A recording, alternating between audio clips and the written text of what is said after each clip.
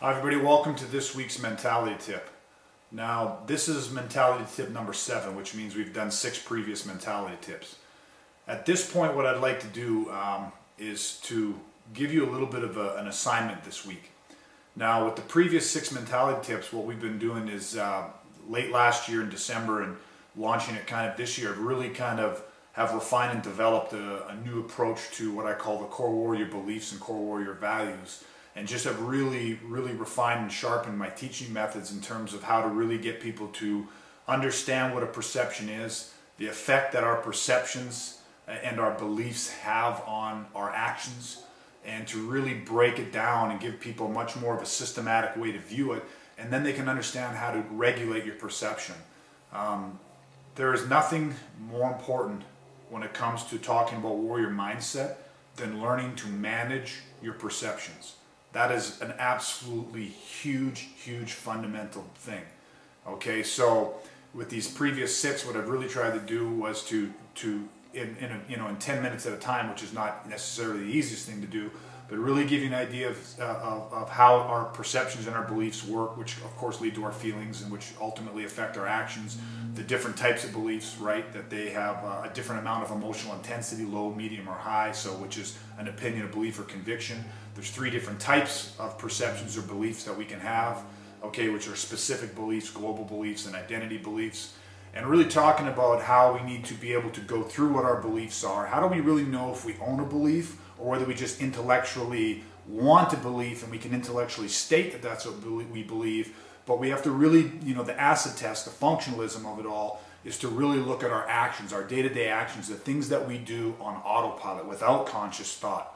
Those are the things that are regulated by our beliefs. And most of us, we don't even understand how strongly we believe something, or how limiting a belief is, or how weak a belief is, yet we still act on that belief, even though with just literally spending 5 or 10 minutes, we could shatter that belief and replace it with a much more empowering belief. So beliefs are extremely powerful, which of course, the best way to recognize these beliefs is to look at our feelings, which of course will direct our actions. But this week, what I'd like you to do is I'd like you to review the 6 that we've done so far, and I'd like you to, in the beginning of this, what I wanted and what I'd hoped you would have done is write down what your current beliefs are as it pertains to combat or in life, whatever level you were allowing this to permeate into your lives, at.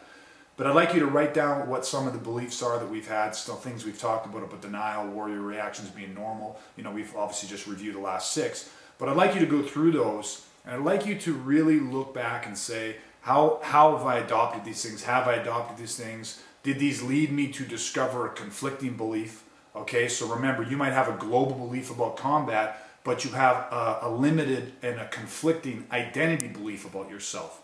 Okay, whether it's your capability or whatever it is, and so they cancel each other out, and it really causes a confusion there. And if we have the confusion, then our actions are going to be confused. Our actions are never going to be, clear and with true conviction.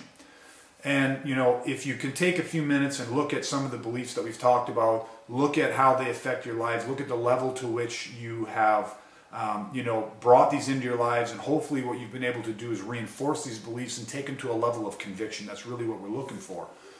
One of the other sides, that's kind of the A side of it. Just write down look at what your beliefs were before we started this, so towards the end of last year, look at what your beliefs are now, how have they changed, and I'd like you to have a list.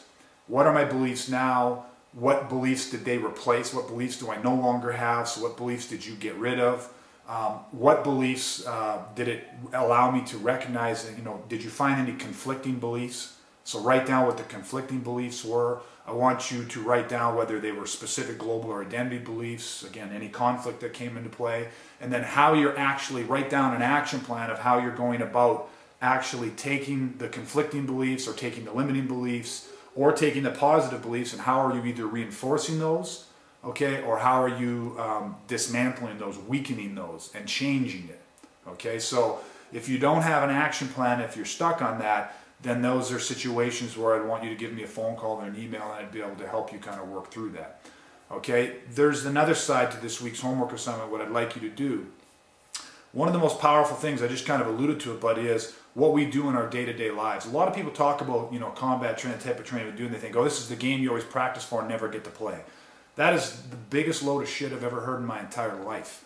Okay, you train, someone that says that is only seeing the physical side of what we do.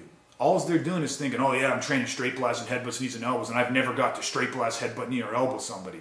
The physical is to the mental as 4 is to 1. I mean, yes, you have to have the physical, but that's just a prerequisite to being a warrior. You have to have the physical. It's a prerequisite. But it's the mental that'll weed you out of this type of training. It's the psychology. And every single day in our lives, we get to work the psychology. You're constantly working that. But you have to gain an awareness. Control follows awareness. Once you become aware of it, then you can control it. So the second part of it is I want you to go through this week and kind of journal it. Okay, so you have a list of things you wrote down, your beliefs, everything I just stated. Then what I'd like you to do is as you go through this week, I want you to start becoming aware of how you're emotionally feeling and responding to given situations. So for example, how many times this week do you get frustrated? How many times this week do you get mad? How many times this week do you feel sad? How many times this week do you feel happy? Okay, how many times do you feel just in the moment and at peace? I want you to start becoming aware of how you're reacting to things. And don't tell me that you don't react to things. And you're at work, throughout the course of a day at work, very few people walk in at 8 o'clock in that morning or 7 in the morning or whatever time you start, and they got a smile on their face and they're happy, and by 5 o'clock that night, the whole day they've been smiling and they're happy. That's not typically how people live their lives. Throughout the day, you have interactions with people, whether it's an inanimate object, working on a car, working on an oil rig, whatever it is you're doing, okay, or you're dealing with another individual, so a coworker or a client or whatever it is. And those interactions will cause us to have emotional responses because we're constantly perceiving what they're saying to us, their actions, their intent, verbal or physical, whatever it is, and we are interpreting those. We perceive them to mean something to us. Remember, what's the question that our bodies always ask? How does this affect me? What does this mean to me? And that is causing emotional responses to us. So if we're able to look at it, we're able to see how we handle stress. Are we, at the end of a week, if you sit back and just wrote down an emotion, you don't have to write down what it was, but just, was feeling sad, was feeling negative, was feeling anxiety, was feeling happy, was feeling elated, was whatever it is. You put an emotion to it. At the end of a week, you can look back and then say, add that up. And you can be shocked. If you're honest with yourself, you can sit there and say, man, 70% of the time throughout the course of a week, I'm either angry or feeling anxiety or upset or pissed off, whatever it is you want, whatever emotion you put to that. Well, that's not good because that's reflecting on where we're going to start to build next in some of these mentality tips, which is something that's called personal psychops. And one of the things in your personal psychops for developing warrior psychology is your self-talk. It's starting to recognize what's going on internally. This is a reflection of how you handle stress on small levels, the trigger phase.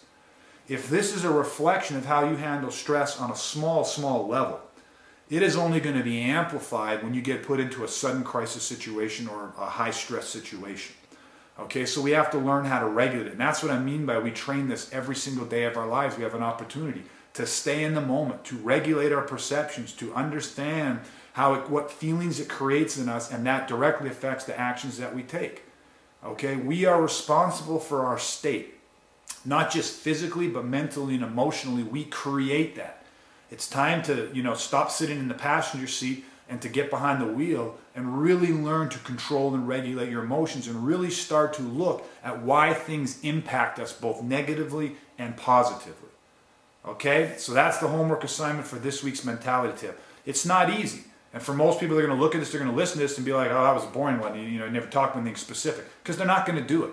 You got to spend the time to do it. These mentality tips aren't just about fluff. It's like I still want to really develop and train warriors. This is where the hard work gets put in.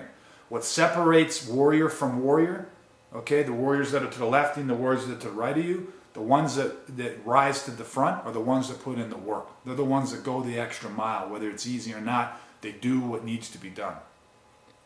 Good luck, and if there's any questions or comments, please let me know. Until next time, take care and come what may.